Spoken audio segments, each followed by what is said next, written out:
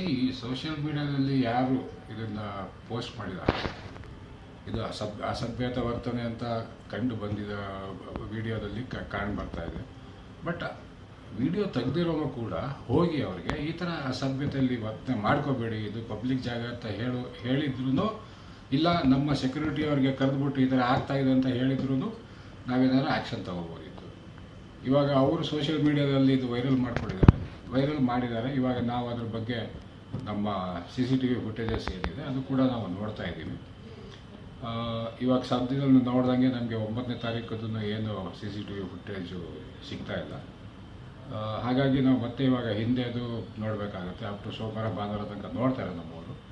ಅದು ನೋಡಿ ಆಮೇಲೆ ಅವರು ಎಲ್ಲಿಂದ ಎಂಟ್ರಿ ಆಗಿದ್ರು ಏನು, ಯಾಕಂದರೆ ಆ ಸ್ಟೇಷನ್ CCTV ಕ್ಯಾಮ್ರಾದಲ್ಲಿ ಎಲ್ಲಿಂದ ಎಂಟ್ರಿ ಆಗ್ತಾರೋ ಇಲ್ಲ ಬರೀ ಇಂಟರ್ಚೇಂಜ್ ಆಗಿದೆಯೋ ಅದೆಲ್ಲ ವಿಚಾರಣೆ ಮಾಡಿಕೊಂಡು ಎಲ್ಲಿಂದ ಅವರು ಬಂದಿರ್ಬೋದು ಅನ್ನೋದಕ್ಕೆ ಮತ್ತೆ ಅವ್ರು ಎಲ್ಲ CCTV ಫುಟೇಜ್ ತೆಗಿಬೇಕಾಗುತ್ತೆ ಎಲ್ಲ ಸ್ಟೇಷನ್ದು.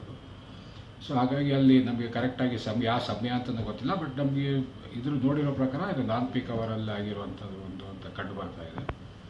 ಸೊ ಇವೆಲ್ಲ ಕಂಡು ಬಂದ ಮೇಲೆ ನಾವು ಅವರ ಡಾಟಾಬೇಸ್ ಏನಿದೆ, ಅಕಸ್ಮಾತ್ ಅವರು ಸ್ಮಾರ್ಟ್ ಕಾರ್ಡಲ್ಲಿ ಯೂಸ್ ಮಾಡಿದ್ದಾರೆ, ಯಾವ ಟೈಮಲ್ಲಿ ಪಂಚಾಗಿದೆ ಅದು ತೊಗೊಂಡ್ರೆ ನಮಗೆ ಡಾಟಾಬೇಸಲ್ಲಿ ನಮ್ಗೆ ಅವ್ರು ಸಿಕ್ಕಿದ್ರೆ ನಾವು ಅವ್ರಿಗೆ ಕರೆದು ನಮ್ಮ ಮುಂದಿನ ಏನಿದೆ ಕ್ರಮಗಳು ನಾವು ಅವರಿಗೆ ವಿಚಾರಣೆ ಮಾಡಿ ಅದ್ರ ಮೇಲೆ ನಾವು ಮುಂದಿನ ಆ್ಯಕ್ಷನ್ ತಗೋಬೇಕಾಗುತ್ತೆ.